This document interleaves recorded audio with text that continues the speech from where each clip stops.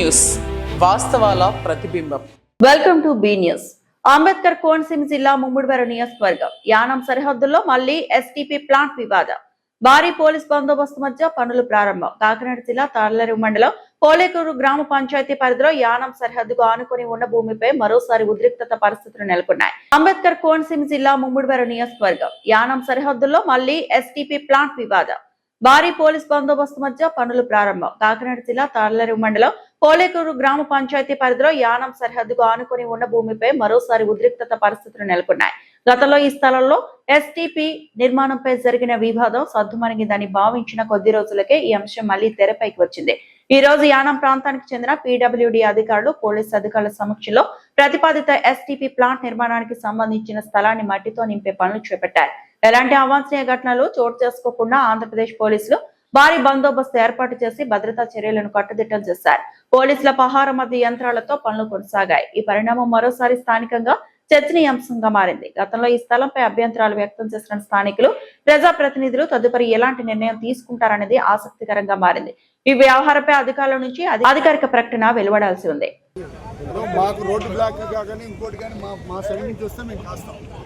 మీరు మీ వర్క్ని ఎక్కడన్నా అడ్డుకుంటుంటే మీరంటే మీన్స్ మీ పోలీస్ మీరు యాక్షన్ తీసుకోవచ్చు.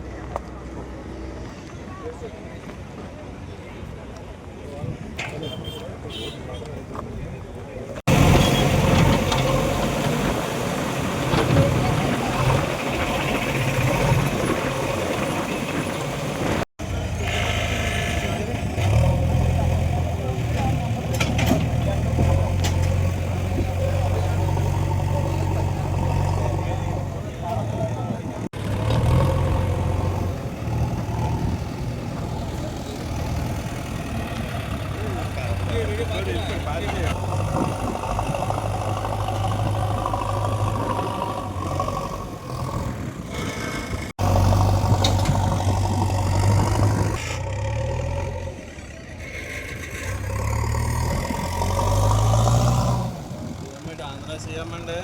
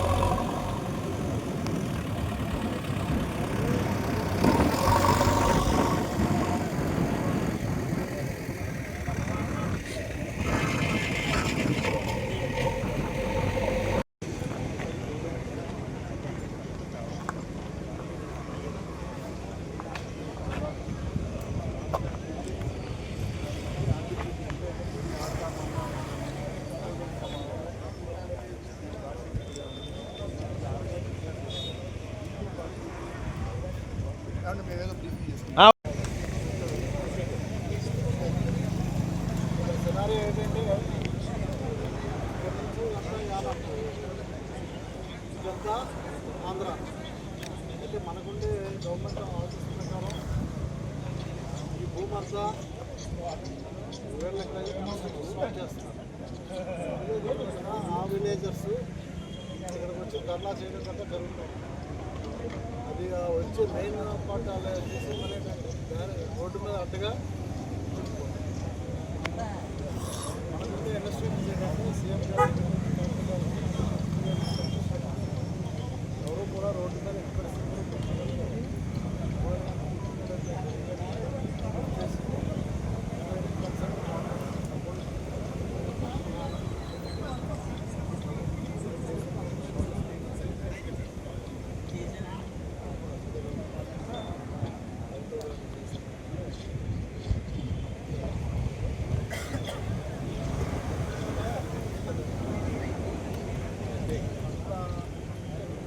యానం గోదావరిలో చేప పిల్లల మృతి, స్థానికల్లో ఆందోళన. కేంద్రపాలిత ప్రాంతమైన యానం గోదావరి నదిలో భారీ సంఖ్యలో చేప పిల్లల మృతి చెంది గోదావరి ఒడ్డుకు కొట్టుకొచ్చిన ఘటన స్థానికల్లో ఆందోళనకు గురిచేసింది. యానం గోదావరిలో చేప పిల్లల మృతి, స్థానికల్లో ఆందోళన. కేంద్రపాలిత ప్రాంతమైన యానం గోదావరి నదిలో భారీ సంఖ్యలో చేప పిల్లల మృతి చెంది గోదావరి ఒడ్డుకు కొట్టుకొచ్చిన ఘటన స్థానికల్లో ఆందోళనకు గురిచేసింది. గోదావరి ఒడ్డున వందల సంఖ్యలో చేప పిల్లలు మృతదేహాలుగా కనిపించడంతో స్థానికులు ఆశ్చర్యం వ్యక్తం చేస్తున్నారు. చేప పిల్లల మృతికి గల అసలు కారణం ఇంకా తెలియరాలేదు. నీటి కాలుష్యమా, నీటిలో ఆక్సిజన్ స్థాయిలు తగ్గడమా, లేక ఇతర సహజ కారణాలా అనే దానిపై సందేహాలు వ్యక్తమవుతున్నాయి. ఈ ఘటనపై సంబంధిత మత్స్యశాఖ, కాలుష్య నియంత్రణ మండలి అధికారులు వెంటనే స్పందించి నీటి నమూనాలను సేకరించి పరీక్షలు నిర్వహించాలని స్థానికులు కోరుతున్నారు. చేప పిల్లల మృతికి గల కారణాలను గుర్తించి ప్రజలకు స్పష్టమైన సమాచారం అందించాలని వారు విజ్ఞప్తి చేస్తున్నారు. ఈ ఘటనతో గోదావరి పరిసర ప్రాంత ప్రజలు, మత్స్యకారులు ఆందోళన వ్యక్తం చేస్తున్నారు. అధికారులు విచారణ చేపట్టి వాస్తవాలు వెల్లడించాల్సిన అవసరం ఉందని స్థానికులు అభిప్రాయపడుతున్నారు. చూడు నిరజిల్లి.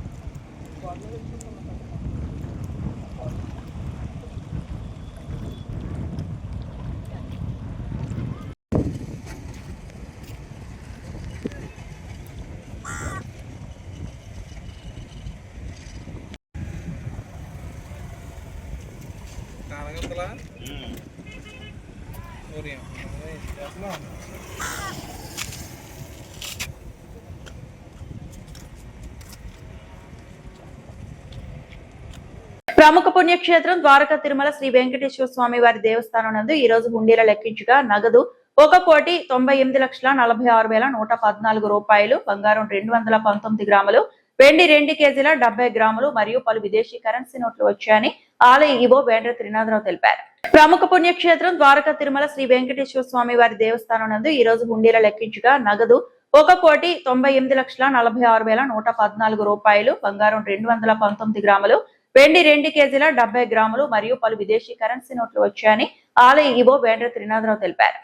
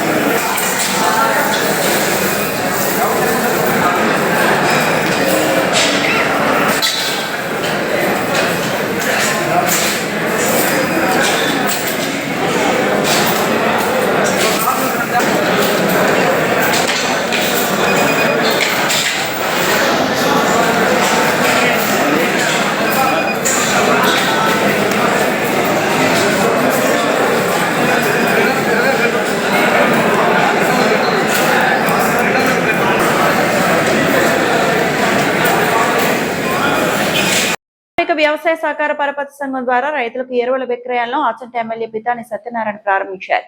సంఘం ఏర్పడి దాదాపు 5 దశాబ్దాలు పూర్తయినా ఇప్పటి వరకు ఎరువుల విక్రయాలు జరగకపోవడం విశేషమని, కూటమి ప్రభుత్వం అధికారంలోకి వచ్చిన తర్వాత రైతుల సౌకర్యార్థం ఈ సేవలు ప్రారంభించినట్లు తెలిపారు. రైతు సంక్షేమమే ప్రభుత్వ లక్ష్యమని పేర్కొన్న ఎమ్మెల్యే రాష్ట్రంలో ఎక్కడా ఎరువుల కొరత లేదని, ప్రతిపక్షాల ప్రచారాన్ని రైతులు నమ్మవద్దని సూచించారు. సహకార సంఘాల ద్వారానే రైతులకు అవసరమైన ఎరువులను అందిస్తున్నామని, 45 కిలోల యూరియా బస్తాను 266కి అందిస్తున్నట్లు చెప్పారు. ధాన్యం విక్రయించిన రైతులకు 24 గంటల్లోనే నగదు వారి బ్యాంకు ఖాతాలో జమ చేస్తున్నామని, గోనె సంచుల సరఫరాలో కూడా పూర్తి సహకారం అందిస్తున్నట్లు వెల్లడించారు. గోదావరిలో సాగునీటి కొరతపై రైతులు ఆందోళన చెందాల్సిన అవసరం లేదని, చివరి ఆయకట్ట వరకు నీరు అందించేలా ప్రభుత్వం చర్యలు చేపడుతుందని తెలిపారు. అవసరమైతే సీలేరు నుంచి కూడా సాగునీరు తీసుకొచ్చి ఏర్పాట్లు చేస్తున్నామని పేర్కొంటూ రైతులు ధైర్యంగా సాగు చేపట్టాలని ఎమ్మెల్యే పితాని సత్యనారాయణ పిలుపునిచ్చారు.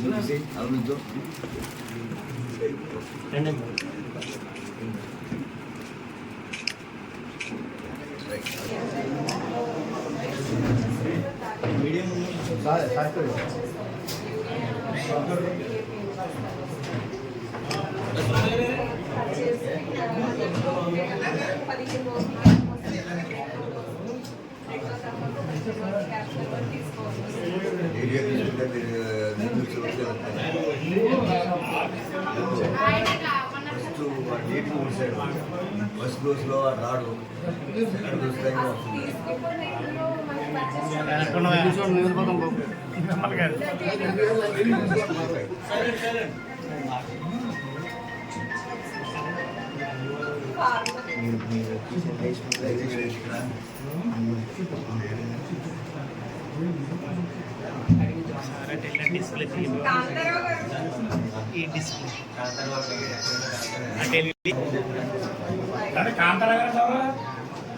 उसमें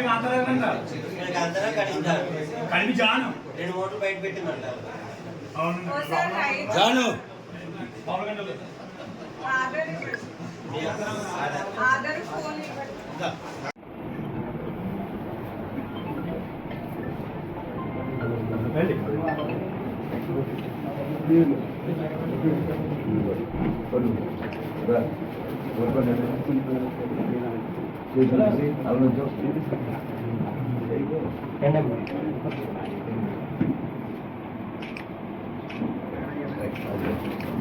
శాస్త్రి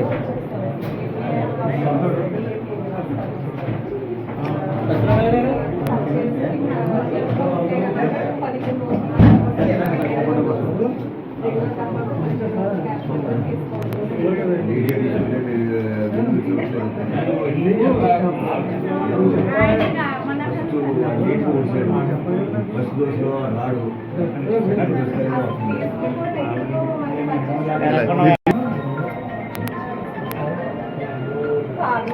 మీరు కిచెన్ లేచి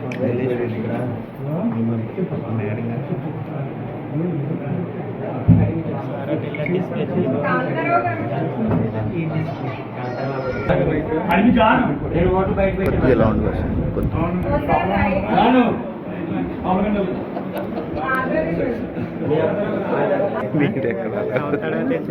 లేదని అది నేనేమి వెళ్తలేదని నువ్వు కదా జాను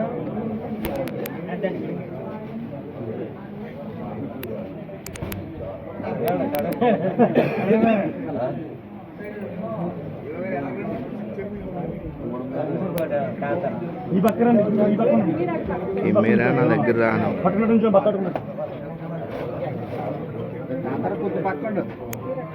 బత్తాలు పెట్టుకో బత్త పెట్టుకోండి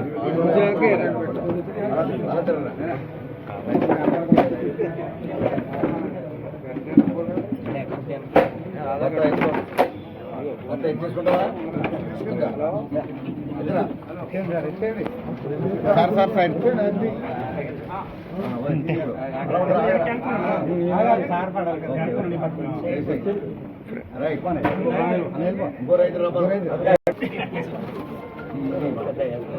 కొంచెం అది పక్కన పక్కన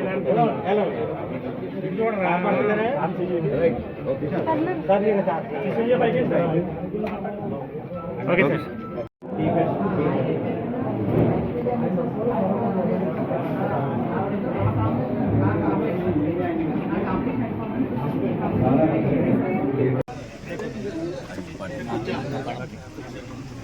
ఈనాడు కూటమి ప్రభుత్వంలో రైతు పక్షపాతిగా సాగునీరు ఇవ్వటంలో కానీ సాగునీటితో పాటు ఉపాధి హామీ పనులు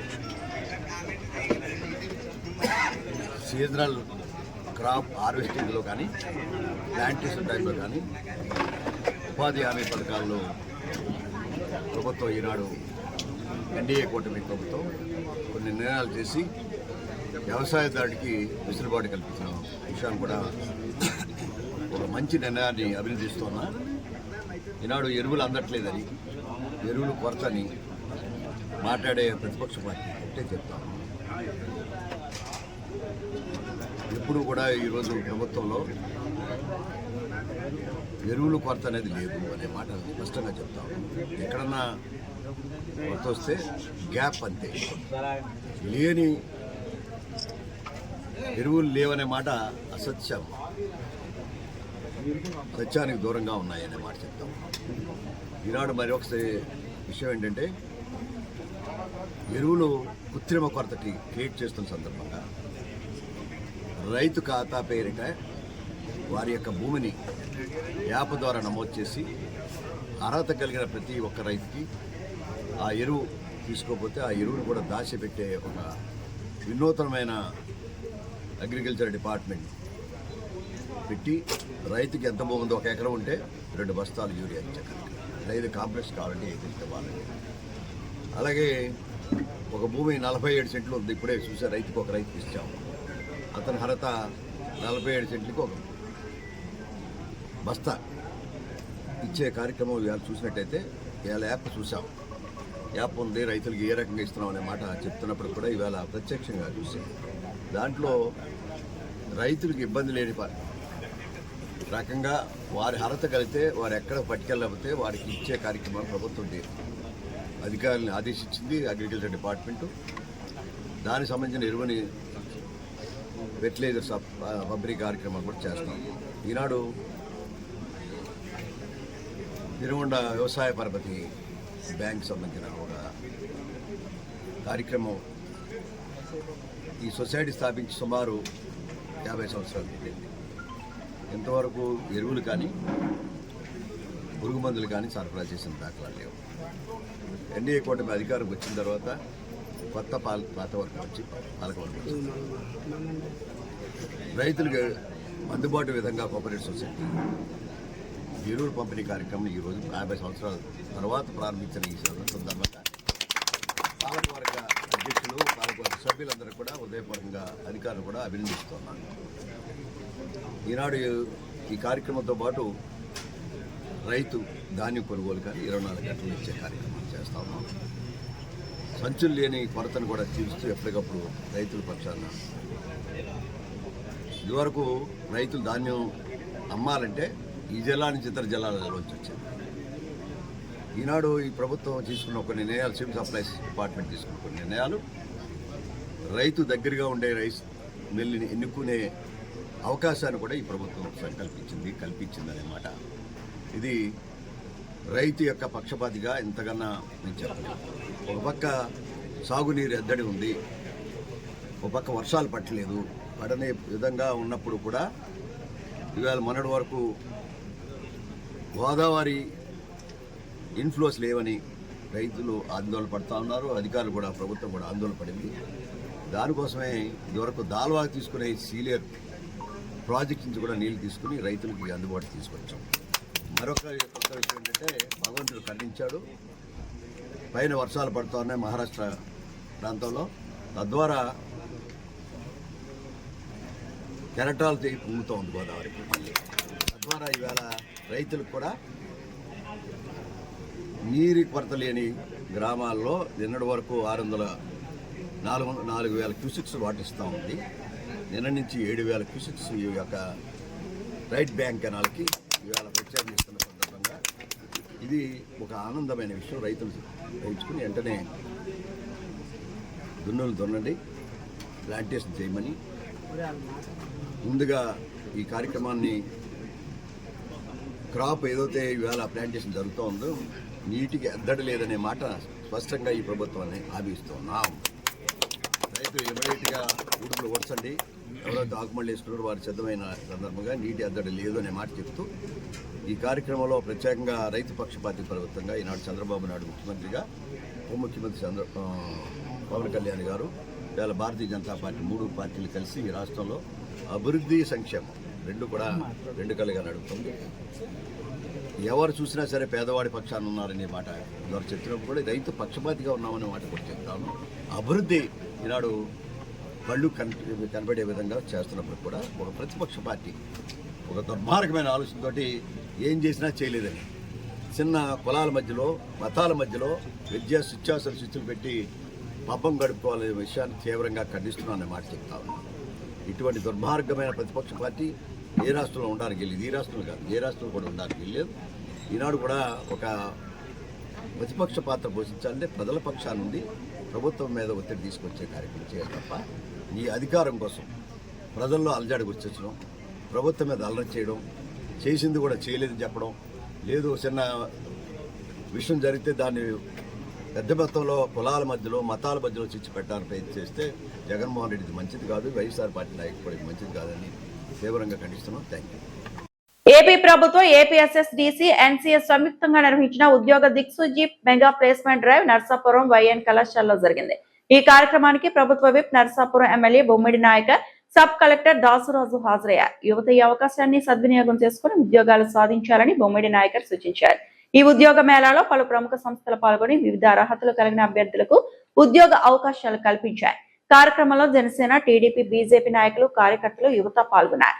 ఏపీ ప్రభుత్వం ఏపీఎస్ఎస్డిసి ఎన్సీఎస్ సంయుక్తంగా నిర్వహించిన ఉద్యోగ దిక్సూచి mega placement drive Narsapuram YN కళాశాలలో జరిగింది.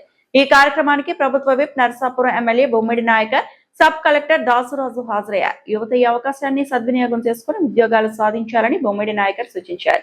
ఈ ఉద్యోగ మేళాలో పలు ప్రముఖ సంస్థలు పాల్గొని వివిధ అర్హతలు కలిగిన అభ్యర్థులకు ఉద్యోగ అవకాశాలు కల్పించాయి.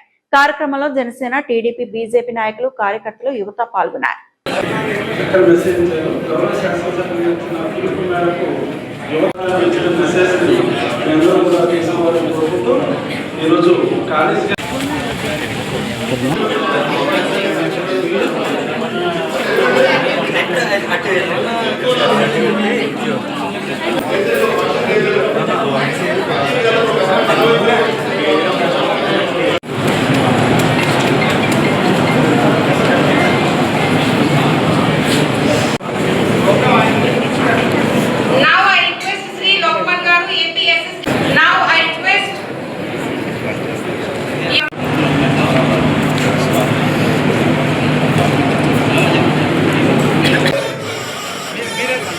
మన కాలేజీలో వైఎన్ కాలేజీలో ప్రతి సంవత్సరం మెగా జాబ్ మేళా జరగడం సాయంత్రం ఎప్పుడు కూడా గవర్నమెంట్ ఆఫ్ ఆంధ్రప్రదేశ్ ఆధ్వర్యంలో ప్రతి సంవత్సరం మెగా ధర్నాన్ని నిర్వహిస్తున్నాం. మన గౌరవ శాసనసభ్యులు శ్రీ బొమ్మిడి నాయకులు గారు వారి చేతుల మీద ఇది రెండోసారి ప్రారంభించడం, వారికి మన వైఎస్ కళాశాల తరఫున సాధారణంగా స్వాగతం పలుకుతూ వారి జ్యోతి ప్రతిభను గమనించిన తర్వాత ప్రేయర్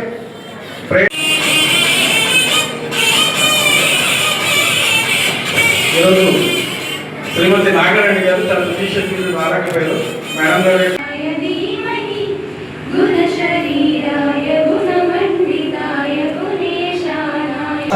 మరొకసారి వైఎం కాలేజీ ద్వారా ప్లేస్మెంట్ గతంలో కూడా యువతకి ఉద్యోగాలు ఇవ్వడం జరిగింది. తప్పనిసరిగా మీకు జాబ్ చిన్నదైనా సరే మిమ్మల్ని రిక్వెస్ట్ చేస్తాను నేను. అంటే మీకు ఏంటంటే శాలరీ వస్తే ఒక పెద్ద శాలరీ వస్తేనే జాబ్ చేయాలని ఆలోచిస్తున్నారు.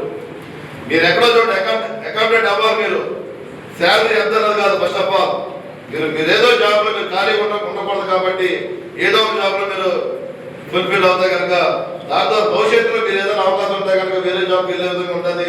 నేను తప్పనిసరిగా మీరు అందరూ కూడా ఉపయోగించుకుంటారని చెప్పి నేను మనస్ఫూర్తిగా నేను మీ అందరూ కూడా నేను కోరుకుంటూ మరి అవకాశం కల్పించినటువంటి వైఎం కాలేజ్ ఇన్ఛార్జి టీం ద్వారా కూడా యువతకి ఆంధ్ర రాష్ట్ర యువతకి ఉద్యోగాలు ఇవ్వాలన్న ఆలోచనతోటి గతంలో ఎన్నడూ లేని విధంగా దేశంలోనే మొదటిసారి 17,000 వైద్యులకు ఉద్యోగ నియామకాలు ఇచ్చింది ఈ ఎన్డీఏ కూటమి ప్రభుత్వం. తప్పనిసరిగా మరి రాబోయే రోజుల్లో కూడా మెగా డిఎస్సీ అన్నది మరి ఆంధ్ర రాష్ట్రంలో మరి ఈ సంవత్సరం కూడా వస్తుంది.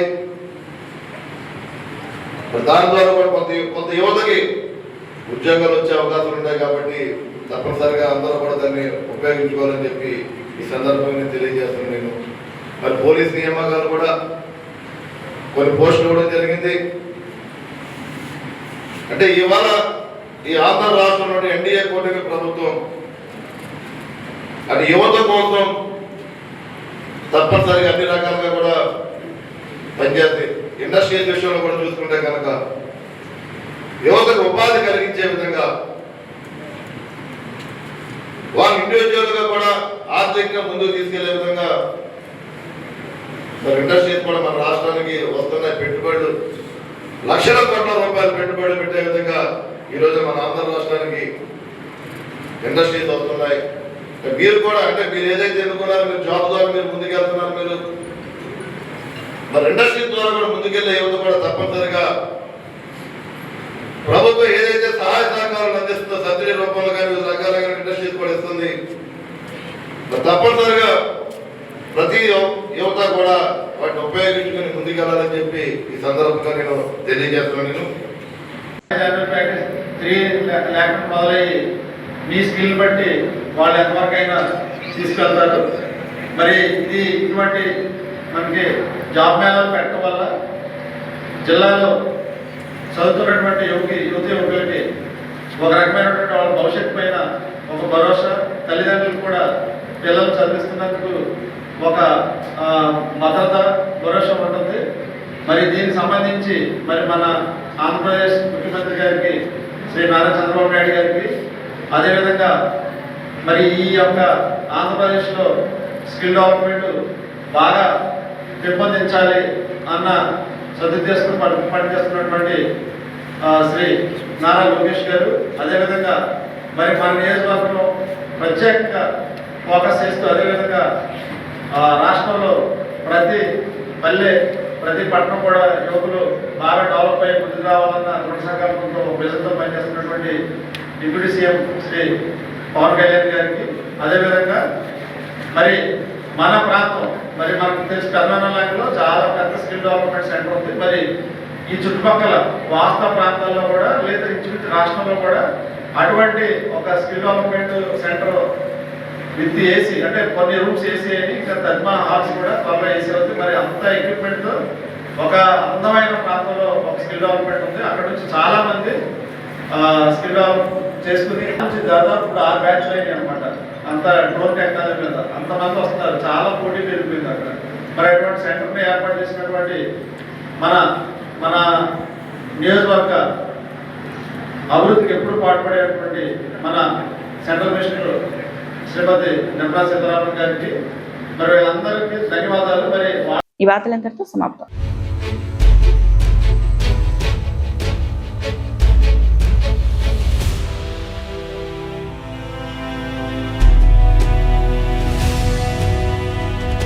బీ న్యూస్ వాస్తవాల ప్రతిబింబం.